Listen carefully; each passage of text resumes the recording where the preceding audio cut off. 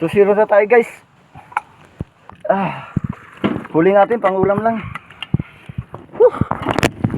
Sa tuwing nakita ko na kayo.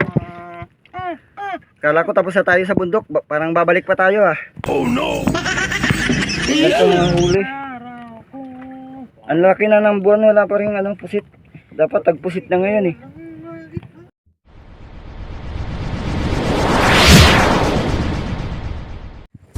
Yo, good morning mga kapadimen. Tapos na yung trabaho natin sa bukid. Focus na naman tayo sa pagdadagat.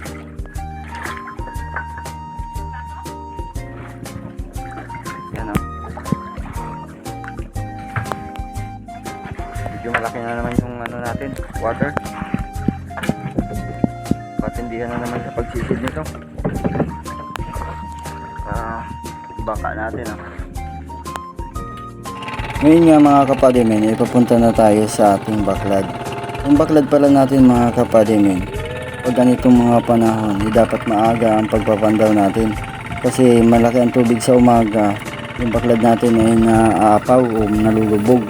Nakakalabas din yung mga nasa loob na natrap na isda, kaya pusit o ano pa man laman. So, dapat talaga agahan ang pagpapandaw. Pag minsan pa nga mulusong kami ng madaling araw. Pag wala naman kaming nahuhuli sa umaga, pag malaki ang low tide ng gabi, pag gabi naman kami sinisisid. Yung baklad pala natin mga kapadimen, parang ano lang yun, parang bubo. Bubo na panghuli ng isda. O katang nakaumang lang siya dyan sa dagat, parang nag-aabang lang siya ng mga papasok na isda o kung ano pamandamang dagat na pwedeng mahuli sa baklad. Kaya dito sa video ito mga kapadimen, ipapakita na sa amin sa inyo kung paano namin inuhuli o kinukuha yung laman ng aming baklad. Dito tayo, pagdirin. Sa ating kunting buhay. Sana marami tayong lang mahuli. Yung hawak ko na yan guys, ang tawag dito sa amin yan, sima. Kung sa Tagalog ay salok. Yan yung ginagamit ko para mahuli yung nasa loob ng baklad. Ang ginagawa ko dyan guys, sinisisid ko yung pinakang ilalim ng baklad. Saka tinitingnan ko kung merong natatrap na isda. Yung kasing pinakang nasa gitna niyan, yan yung pinakang pusod ng baklad. Diyan ay ipon lahat ng natatrap na isda o ano pa man lamang dagat. Yang sinisisiran ko na yan. Tapos yung pinakamalawak naman yan yung unang pasukan. Bali may mga kanto siya na pag nakapasok ang isda hindi na sila makakalabas. May mga ano lang sila, yung decoy na daanan. Kala ng isda daanan na palabas, yung pala daanan pa pala papasok sa baklad. Kasi maraming maraming pintuan. Sa 4 na pintuan yan sa ilalim. Ito palang hanap buhay namin na to mga kapadimen, hindi araw-araw palaging may huli. Pag minsan dumarating din ang mga panahon na laging wala. Kaya kami nagtatrabaho kami sa bukid para meron kami pang gasto sa araw-araw. Maganda ang nahuhuli nito mga kapadimen kapag malakas yung alon o kaya nagbabaha. Bumabaha pa rito sa sa amin mga kapadimen. Pag malakas ang ulan, galing din sa mga kabundukan na yan, nakikita na yun na yan.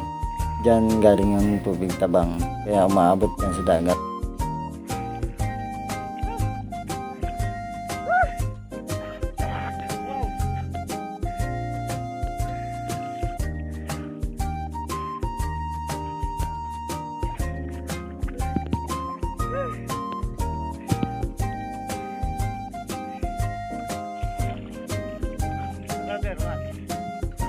Maikot.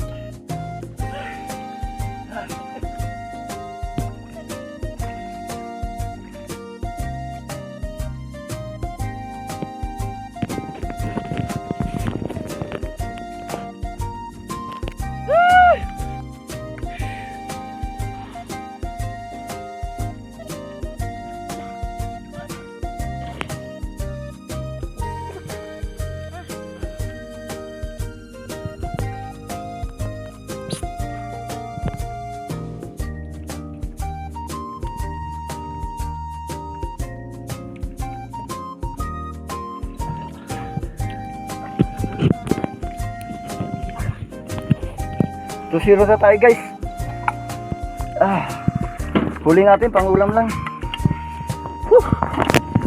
Sa tuwing nakikita ko na kayo.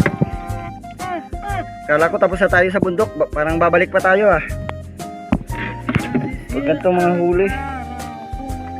Ang laki na ng buwan, wala pa rin pusit. Dapat tagpusit na ngayon eh.